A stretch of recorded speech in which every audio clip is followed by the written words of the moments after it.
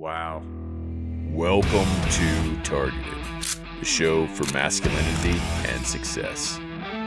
And I'm your host, Atlas Aultman, former military commander turned best-selling author, now bringing you a podcast that you can use for sharing stories from highly successful men so that you can figure it out for yourself. Welcome. This is Targeted. All right, everybody, welcome back to the show. I have with me in the studio Badger Asher. He is a husband, a father of three. He's been in the pastoral leadership game, and he is now the CEO of GunTV. Welcome to the studio. Say hi. Thank you for having me. Welcome, guys. Yeah, man. Awesome. So if you've been into any gun shows, you've probably seen a lot of things. Absolutely. I've been into your gun shows, and they seem really organized. How do you do that? So I've been at a gun show almost every weekend of my life since I was 8 years old. So I had a little bit of practice before we took over, but we try to be different. A lot of people and a lot of people see gun shows as just an old fart gathering where they go there and they swap their guns for the next 20 years and, oh, yeah, I want that back, so they swap it back. That's not how we do things. Yes, that's part of it. We want to have that crowd, but we want to be a gun company, a gun brand that is for everyone. So if you're an old lady that has no clue and terrified of guns, but you feel like you need to protect yourself, come see us because we're going to get you education that you need. We're going to get you training that you need. If you're a competitive shooter, guess what? We're going to have the high dollar stuff there. And a lot of people think that's what's missing. That's why I make it a point to buy those things and advertise those through our channel. But we want to be a gun show that's for everyone. I'm very thankful. I have to give a shout out quick and early because my wife is majority of the brains behind all of it. She does all the hard work, but hates being in front of the camera. So I get that. She puts me in front of the camera to do all of our advertising, marketing, display stuff. So she does the hard work. I just get to be the face. How long have you guys been married? 8 years. Now, would you subscribe to this theory that I have that your wife is the most important decision that you have? I'm a believer in Christ, so outside of salvation and trusting in Jesus, absolutely. All right, But she makes that first decision so much easier. She's proof that God exists by choosing me, and it's the best swipe right I ever did. That's swipe right. So how did you meet her? Yeah, so believe it or not, before Tinder was a booty call app, I was on there to build my personal training. Yeah. And everybody got the swipe right. She'll deny it, but she messaged me first. This was at the time that I was about to move to Haiti. Yeah, so it was Haiti. Yeah, I was a missionary over there, but it was a weird connection. We became best friends. Hung out all the time, more as bros than anything. Yeah. And then when I moved back from Haiti, that friendship kept going on. We both went through a breakup at the same time. We're like, hey, let's give this a try. A month later, we were engaged. A month later, we were married. That's awesome. A month. Yeah, it took 2 months for us to get married. Well, I mean, but how long were you guys talking? Around 6 months, probably. Okay. But it was just as friends. Obviously, there was a connection. But, it was. We have quite the crazy story, and you'll pick that up throughout this podcast. But, we dated for a month, broke up right at a month, and overnight, I realized I'm like, can't do it. Yeah, I don't want to live without you. Let's get married. And so, yeah, man, made it happen. Now, I've seen you guys out at events that were you're sponsoring fighters. I know last weekend we went to Rough 63, I believe it was, and I saw you were sponsoring fighters there. Came up to the ring. You know a lot of the fighting community. Yep. Can you talk about that? Yeah, so a big passion of mine has been mixed martial arts. I love it, love everything about it, love the discipline it teaches. Every one of my kids, if they're old enough, they're in it. My wife was on the mats with me. But that actually started from my sick, twisted mind, I guess, back in 2008. Sick, twisted mind? What does that mean? That's I'll get to that. That's all right. So what got me excited in mixed martial arts is one night, it was probably midnight, I'm scrolling through, I think, Spike TV at the time, and I see WEC on, which now was incorporated to the UFC. And this dude, Rob McCollum's fighting. And I watch him pick this dude up and slam somebody, and their ribs came out of their skin, completely pushing out. And I saw that, and I was like, that's the coolest thing I've ever seen. And so, every night I'm watching that. Meanwhile, my mom, I'm in 8th grade at the time, my mom's, throwing up. She's like, that's disgusting. Yeah. And I made a deal with her. I was like, listen, let me do this, and I won't get in trouble anymore. Yeah, so yeah. I How old were you at the time? 8th grade, so I think around 13 years Okay, old. 13. And yeah, I have never gotten into drugs. Yeah. My drug was an adrenaline rush, so I was fighting all the time.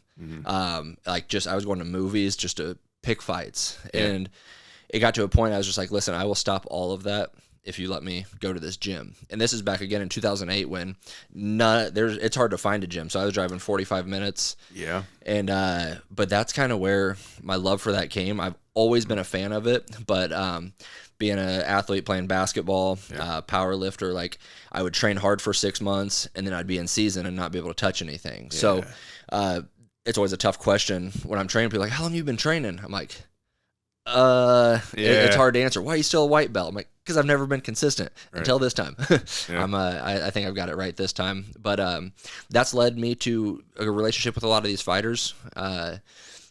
Rough 63 was amazing. We sponsored Ezra Elliott, who, if you don't know his name, I promise you will. You will. He's 5-0 right now, but he keeps climbing. Yep. And then Jake Reed, we sponsored him. If you don't know him, you will. And then Tommy Gunn, he's another one of our sponsored fighters. It was actually really cool to have him and JoJo. We took them out to the range on Sunday. I saw that. But that's what we like to do different with our sponsors, especially our fighters, because I can communicate with them. A lot of people that sponsor people, they just, hey, here's $10,000, here's whatever, put my brand up there. I'm like, no, dude, I want this to be a friendship. I want to take care of you to get you to the place that you want to be. But I don't want you to look at this as just like, here's my brand. I want to become friends. I want to do stuff together. I want to also be able to step on the mats with you and not be obliterated by you. Like most of these guys could whoop me, but I want to be able to hold my own to build that respect with these people. Yeah, I mean, there's a point in time when you're looking at these kids and you're like, how was you? Right. And do you ever have that connection with them? You're like, hey, man. I still consider myself a kid. Yeah, me too. I get that. Getting out there with them. There's levels to the game of mixed martial arts, and all these people that we're talking about are levels beyond probably what I'll ever be, and I'm okay with that. But as long as I can show them like, hey, I actually care about the sport you're performing, I care about your journey, I'm not just in this to get our name out there. Yeah, we want that mutual benefit, but I'm here to support you because I didn't really have that support behind me on every journey that I've went on the things that I've wanted to do. Everyone wanted to shoot that down. I was too young to be a pastor. I was too young to lead a youth group. I was too white to play basketball. I was like all these things. So I've always had a chip on my shoulder. And now I see that with these kids coming up, I'm like, no one believed in me, so I believe in you. Yeah, and I see a lot of people that self-select. You know, if you say no to yourself, of course the answer is no. Right. But doing the action, I see you kind of breeding that life that maybe like a lot of people don't see. Right. Do you ever point out and say, "Hey, man, you could be doing this too"? Yeah. I always try to encourage people to do more. Like obviously you have what you're great at, but you're capable of so much more. And maybe no one's told you that. That's why you don't know that. But one of our most recent videos we did with Kendrick, who you know very well, like he's like, yeah, I should be breaking down doors, doing military stuff. I'm like, yeah, but the audience you already have that you're building from fighting is going to encourage somebody else to do that, to do a lot more. So I'm always trying to like, I love chatting with people. I love getting to know people. So when they bring something up of like, yeah, I really wish I was doing this, I'm like, why aren't you? Go do it and let me support behind you. Let whatever you need funding, you need the push, you need accountability. Go. Yeah, Kendrick. I'll put some video of Kendrick in here. Kendrick is an up and coming fighter too in a different arena. But he's just built for fighting. Like, I've seen him like knock people out. Right. We were at a local fight and we sat down. I don't remember which one it was, but the guy he was fighting, his students were in front of me, and I was like, Kendrick's about to win. They're like, that's our sensei. I'm like, your sensei is going to get knocked out. And then he knocked him out, right? You know, and I was like, I told you. And they left quietly. But like some people are built for that. I'm a firm believer. Some fighter, like people are like, oh, I'm going to be trained to be a fighter. I'm like, to an extent, but you got it or you don't. Yeah, like, right. You can throw hands or you can't. Like, you can learn technique and stuff, but maybe if that's all you want to focus on is like building yourself up to that and you don't have it, do jujitsu. Be great at that, because that's something you can learn, right movements. And I'm reminded of that all the time when I'm on the mats with some of these guys and they're folding me up and I'm like, dude, you shouldn't be able to do that. Right. And then, but the whole fighting game is, a lot of people think they can fight and then they get punched in the face. That's so true, right? That's where I'm the weirdo. Kendrick's became my main training partner because I want to be the best training partner I can be and help build these guys up. But there's a few times he'll like clock me when we're just working combinations. He'll be like, dude, I'm sorry. I'm like, I love it. He does that too, yeah. I'm like, don't be sorry for doing what you're supposed to. Accidentally clocked me a couple times too, and he's like, I'm sorry. I'm like, don't apologize, man. It's all good. Yeah, no, I've been clocked before. You learn a lot about yourself when you get punched in the face. Hell yeah. Yeah. All right, so let's talk about Gun TV and the journey there. Like, you're right. Anything you put time into is crazy.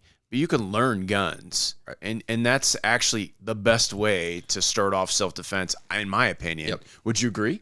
So I started my gun collection the day I left the doctor, and they told me I was having a girl.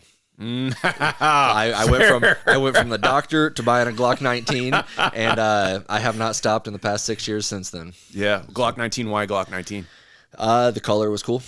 Yeah. At the time, obviously, I know a lot more now. But at the time, as I walked in there and they're like, "Oh yeah, this is one of like 5,000 colorway. They only do it this year." I was like, "Yep, sold." This price range is good for me. I'm good." Yeah. And but yeah, now I've learned a lot more. And now, what do you carry now? So might get a lot of hate for this. So bring on those comments. I'll take them. Springfield Echelon. Really? And that's coming from, I've carried every Staccato, I've carried every Atlas, I have Terran Tactical. Okay. So why in the world would you go with a Springfield Echelon? Right. Well, when I first got it, I started shooting it. I'm like, I actually really like this gun. And then everybody's commenting like, trash gun, you're paid to say this. I'm like, I wish I was. I'd take their money. But no, I'm not a big Springfield fan. But that is one gun that it's not high dollar. So I can buy 20 of them and do different things to them and play around with them. But the one I carry, it's when I shoot that gun, I'm never like, oh, I need to change a trigger, I need to change a spring. Right. I'm a huge Glock fan, but as soon as I shoot those, I like, trigger got to go, springs got to go. Like, I've got to change a bunch of stuff. And Echelon, the Springfield Echelon is just something I shoot, and I'm like, I'm very comfortable with it. Yeah. And it doesn't help that I would argue the best shooter on YouTube has 40,000 rounds deep into one without any issues. So that's kind of influenced me back to it. Jeez. But a lot of people, they mix up their everyday carry. I used to do that because it'd be cool to take different pictures every morning on Instagram and be like, look what I'm carrying today. I guess. Training's where it's at. Yeah. Get good with one thing. And that's kind of what I've done with my Echelon, and I've grown to love it. Yeah, so, I mean, I'm going to catch some hate too. But, like, when I came back from Iraq, I carried a Beretta because that's what I trained with. Yep. And Beretta's going to fire or it's not. Right. It's a trash gun sometimes if you get the wrong one. But I found one that was good. I found an actual M9, and now they're selling a lot of them because they're not selling it anymore to the military. But I carried that, and then when I got back from Afghanistan, I started carrying a Glock 21. And I love Glock. It works every time. That's how I am. If I recommended anything to anyone, it's which, I mean, you have your Chevy, Ford, Dodge guys, you have your Glock, Sig, Smith & Wesson, like. It's just a preference. The biggest thing is people always hit me up, hey, what gun should I buy? Well, come to one of our gun shows. There's going to be pretty much everything you could ever want there. Feel them in your hands. Right. If you don't get a good feel for them, then go to a range, which we have ranges set up at our shows. So shameless plug. We have everything. But make sure that you get what works for you. Just because I like the Springfield Echelon, go look at YouTube comments. Not many people do. Yeah. And so it's just a game you play of doing what's best for you, and then obviously training with that. People always ask, like, what's your favorite gun? Well, I just hit 10,000 rounds with this gun, so it's my favorite because I'm most comfortable with it. But that changes as you shoot different things. All right. So you have ranges at your show. Yep.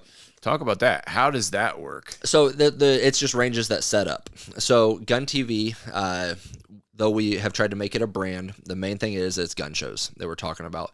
I'll dive a little bit more into the ins and outs of how all that got started. Yeah. But what's at our show is we want to be a one-stop shop for everything. I briefly mentioned that, but ranges set up to be like, hey, come out to Kingman and check out our range if you want to make a full day event out of it. Come to the shooting range down the road, and we give them a place to advertise their stuff. We give FFLs a place to sell their stuff. We give authors a place to do meet and greets. We give the same thing with our fighters. We want to be everything in the gun community, and I make sure I say in the gun community, because so many gun shows, they're allowing solar in, they're allowing barbecue, solar, they're allowing it's a flea market. Here in Arizona, solar is a big deal, so they try to get their but barbecue, I mean, someone's got to eat. A lot of people just see a few dollars and they're like, oh yeah, fill the tables. Thankfully, we've made it a point, like our gun shows are 99% gun related things. The 1% that's not is our one beef jerky person that flies out from Atlanta and sells out by Saturday afternoon every single show. So obviously people like him there, but that's a stereotypical thing for a gun show. Our gun shows, they're gun shows. They're not flea markets. So you said you have everything. Does that include accessories and cleaning supplies? Like, what is everything? Like, what can someone expect if they come to one of your gun shows? So when you walk in, a lot of seating and everything is based on time that people have been there. And some of these people, some of our shows have been there longer than I've been alive. Yeah. But you're going to walk in, there's going to be antique guns. There's going to be FFLs that have anything new. There's going to be your more high dollar people that are selling stuff. There's body armor, both a cheap option if you just like, hey, I feel like I need something that's going to protect me. Yeah. Or if you want to go the high dollar option of like, I'm going to war, I need this. We've got that. We've got optics of Chinese optics that are cheap but durable. Yeah. We've got $1,000, $2,000 optics that are, you're going to get the job done. There's women's defense stuff. So concealed carries purses. Some women are very anti, I'm not carrying a gun, but I'll carry pepper spray. I'll carry knuckles. Sure. Like, we've got that stuff. We have knives, low dollar knives, high dollar knives. We've got collectible guns. We've got throwaway guns. It's anything that you can think of within the gun world, accessories, even well, a few like t-shirt people out that are obviously, you get the Trump crowd that they want their stuff there. We've got them. We've got private sellers that just come like, oh, I've got a pretty big gun collection. I'm getting too old. I need to get rid of some of those. A little bit of everything. All right. So you talked about a lot there. Yep. For people who aren't familiar with guns, throwaway guns, if you ever have to shoot in self-defense, you're going to lose your gun. Yes. So for me, I carry truck guns. I have a gun that's locked in my truck, and if it's a bad day situation, I'm going to have a gun, right? Throwaway guns is not like for criminal use. Right. I wanted to clarify that. It's not spray and pray and toss in the trash can. Yeah. So what is your definition of a throwaway gun? Just a cheap gun that is not going to give you a huge round count. Yeah. You see horror stories. I don't want to go to the extent of guns that are blowing up in your hand because so many people are like, oh, well, now what do I buy if guns blow up? I'm like, very, very rare will anything like that happen. Yeah. But you get what you pay for. And typically when you're under, let's say, the $400 mark, that's what I would probably consider a throwaway gun. Something that if it breaks, you're not upset by that you didn't break the bank to get it. You just, normally those are for people that are I call them like the 2-time-a-year plinkers. Yeah. They're not running gun training. They're out at the range. Pop, pop, pop. Hey friend, you want to shoot this gun? Pop, pop. Okay, let's do that again in 6 months when we meet for Christmas or something. So that's what I would consider a throwaway gun. I like it. So let me just backtrack a little bit. You said you have knives and pepper spray and all that. At a gun show, whenever someone shows up, they're thinking, hey, I'm here for the guns. But like maybe your wife isn't into that. Right. How does that work? If I'm bringing my spouse or my significant other and they don't want to carry a gun because they're afraid maybe it's going to get used against them, how do I introduce them to pepper spray or what would you suggest for someone like that? Bear spray. Right. Who knows? Right. First off, I'm not a fan of non-lethal, which is the pepper ball bullets, pepper spray, stuff like that. Yeah. I'm personally not a fan of those. Some people love them. Some people live by them. So my first thing that I'm going to do when a lady comes in, I'm going to try to unpack why she's so afraid of these things. I'm going to try to, and that's the great thing that I cannot talk highly enough about our vendors, is I have somebody for everybody. So if there's a lady that's just terrified, I'm like, hey, go talk to this lady because she's going to tell you, like, come meet you where you're at and show you why you should probably think a little bit differently. If we can't get you to thinking differently, okay, we tried, hey, let's make a range day and try to get you more comfortable with them. But if you are so against that, we've got these people over here that'll take care of that as well. So that's when I say we want to have something for everyone. We're still going to try to point you to like, hey, these are going to be the best way to protect yourself, to protect your kids, to protect whoever. Yeah. But if you are so traumatized or whatever by that, we'll try to break down walls little by little, just like with anything in life. You can't always just dive into something. Yeah. We're talking about mixed martial arts. You don't just go from signing up to hard sparring. You learn some combinations, you learn how to flow, then you get to that point. It's the same thing with the gun world is we're not going to make you dive in if you don't want to, but we are going to have somebody at every single one of our shows for whatever part of your journey you're on. We can introduce you to them, and we see people become great friends out of it a lot of times. Probably 40% of our gun shows are regulars that are coming every single show because, one, Gun TV is the dopest gun shows out, but they're also coming because they've created relationships with us, with the vendors, and that's just their go-to people to learn. All right, so Gun TV, let's jump into that a little bit. Yep. If I'm going out to your channel, I can get to it free on YouTube, right? Absolutely. All right, so if I'm going out to your channel, can I find things that would help me prepare for something I might be looking at one of your shows? Yeah. So what we claim Gun TV is, again, it's known for our gun shows, but we want to make it a brand because a brand is something that can go worldwide. Gun shows, there's only a very few people that run them and can get the license for it and everything. But Gun TV is, we have a YouTube channel, GunTVshows, and what we do on that is how we want to be something for everybody in the gun shows. We want to be that on YouTube as well. So you're going to the range and you want to do more than just plink. What drills do I do? Hey, swing over to Gun TV and they're going to teach you a few drills that we can do. And thankfully we have some other voices, so you're not just hearing me constantly. It's a majority me, but we'll bring other voices in. We'll bring trainers in. You want to know before you spend $4,000 on a gun, is it worth it? Go to Gun TV and I'm going to talk about it.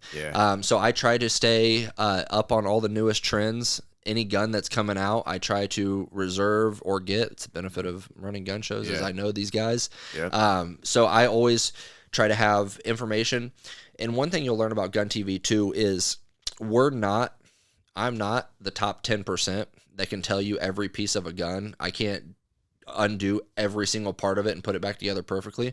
But what I can do is I can shoot a gun and I can tell you if I like it or if I don't. And that's much more relatable. I come from a fitness world, and you have all these personal trainers that are like, oh, it's your latimus dorsi, blah, blah, blah. I'm like, it's your back, it's your lat. Like, that's how I am in the gun world. Like, I'm not going to go into this extravagant talking of whatever the inners of a gun. I'm like, there's another crowd for that, and there's another YouTube audience. Like, I'll point you to 100 people that have great videos like that. But what I'm going to do is, hey, this has a little bit of kick for you. Hey, this is a great price point for a single lady that just wants to protect herself, but it's a good quality. So that's what we do through our YouTube channel, and then through our website as well, GunTVshows.com. We do the same thing that we do at gun shows of pointing you in the direction of some of our sponsored vendors or vendors that we think very highly of. Well, so what I've noticed is a little community that you're creating. Absolutely. And that community sometimes meets at the gun shows, but like it's virtual. Like I can get on there and ask questions, and I'm going to get a real answer. Not a sponsored answer, by the way. Right. I'm going to get a real answer. And that's one thing we will never be. We're not a sellout. Every company that sends us the stuff, and I'm very thankful that's a lot of companies. They're like, hey, can you do a review for this? I'll straight up tell them, I'm not going to tell you what you want to hear. I'm going to tell you what I think. And it's the same thing with the gun shows of people walk in, and when we have, I keep going back to the lady that knows nothing, but because we get that a lot. But when she comes in, I'll tell them, hey, majority of our vendors are awesome and they're going to help. There's a reason I say majority. I don't say, oh yeah, they're the greatest ever. Like, you get the dickheads and stuff. Like, it's big in the testosterone world of everything. But the majority of our vendors are amazing. We have an amazing relationship with them. I'm not sure when this comes out, but July 5th, we're having half of our gun show vendors come over to our house and hang out. So it's a community that's been created, but we also have to draw that line of this is business and this is friendship. We met on a business relationship, so this is what comes first. Now, if we were friends before this, that comes first. But it's a very tight community. All right, I'm going to attack you a little bit. Bring it on. All right, so you told us a little bit about your childhood and how you were fighting. And and then you told us a little bit about your mixed martial arts, and now you're in the gun world. You're an advocate for violence, which a lot of people find to be taboo. Yep. But you find peace there. So walk me through that journey. Like, you went from one thing to another, but you feel like, I mean, whenever you're very approachable, you're very friendly. Like, I've never seen anyone or heard anyone talk bad about you because you're just a genuine dude. And before the show, by the way, I just want to throw this out there. We were talking about sponsors because I got another sponsorship offer for the show. And he's like, I'd rather talk about the people I'm sponsoring than my sponsors, which says a lot for you. Appreciate that. So that journey that you took, like, why? Why did you go the combat route instead of the peaceful Christian route? Yeah. So the right amount of childhood trauma breeds success. Say that again. The right amount of childhood trauma breeds success. If you have too much trauma, that's when you don't normally get success. If you don't have enough and you've been pampered, you normally are used to that and want everything taken care of you. So true. I was raised by a single mom that did amazing. Like, I could go on forever. She's still a huge part of our life. She's with the kids all the time. I think she's even watching them right now. Yeah. But she is a mom, and she can't take dad duties. No matter how hard a single mom tries, God created the structure of man and woman for a woman to have her role, for a man to have her role. Yeah. And she tried and she tried and she tried, but I was a punk. And though like, hey, let's go shopping, I'm like, I'd rather go punch someone. Mm-hmm. And that was just kind of my almost rebellion of not having a father figure. It brought a lot of anger. Yeah. And that's kind of what brought that. And again, I think men were just created for violence. But because of whatever's in the water, whatever's in our food now, whatever the media is pushing, we've been taught that that's bad. But we've mentioned a few times, like, I am a Christian. I am sold out on Christ. I have zero doubt in my mind that he exists. He is who he says he was. The Bible is the word of God. But there's a big but there. I'm 100% sold on that. But the picture that the world has painted Christ to be, I think is bullcrap. And I don't cuss, but this is one time I would almost say it's something else. Yeah. Because the world has painted a pussified Jesus. Mm-hmm. And I have pastor friends that watch this and they're going to be like, dude, you can't say that. But that's what these churches have painted. And I started having an issue with that when I'm seeing Jesus, how the Bible talks about him. I'm seeing God in the Old Testament about these stories that have historical proof. Yeah. And I'm seeing what's being preached in churches. And I'm like, these don't line up. They're not the same people, because you always get just turn your cheek. I'm like, yeah, there's a time for that, but there was a time for Jesus to flip tables. I'm not Jesus that has that righteousness that can do that. But what I can do is I can fight for what I believe in. And sometimes that's with words. Sometimes that's with hands, because I am a firm believer that we are to protect the innocent. And if anytime I see the innocent endangered, guess what? My responsibility, because I know. And so all that being said, I had to find manhood myself. It was my own journey. Yeah. And the greatest place to do that is through Jesus. So if you've been in the Christian world a lot of times, like in the manhood world, what you hear is that Jesus was lion and Jesus was lamb. He wasn't lion all the time. He wasn't lamb all the time. He was both. So there's a time for grace, which hopefully I can portray. Like you said, I really appreciate you saying I'm approachable. Like, dude, I love people. Yeah. I can tell you're. I have nothing against anyone. Yeah. You've always been into helping people as long as I've known you. That, dude, whether it's finances, whether it's a word of encouragement, like, dude, I want to help everybody and I want to see everyone succeed. But guess what? You step my family, you step my friends, you try to hurt the innocent. Yeah. Like. Yeah, you cross the line. Yeah, flipping table time. Yeah, and I will answer to God one day of the things I've done when people do cross the line. We all do. But it's one of those things I will confidently stand in front of him and be like, I'm here to protect your people as best as I can. And that's part of being a father as well. Yeah, we're protectors. A lot of men will be like, oh yeah, I'm a protector. You can't protect. You're a couch slob. Yeah. You can't protect. If you could protect, then you can be a protector. But until you learn to do those things, you can't say that you're that just because you like the thought of it. Stay with us as we stay on target with another awesome episode coming up next. We'll see you there. And subscribe to Targeted Now. As an ambassador to buckedup.com, I get to give you our special discount. That's Atlas 25 when you go to buckedup.com to get that special discount.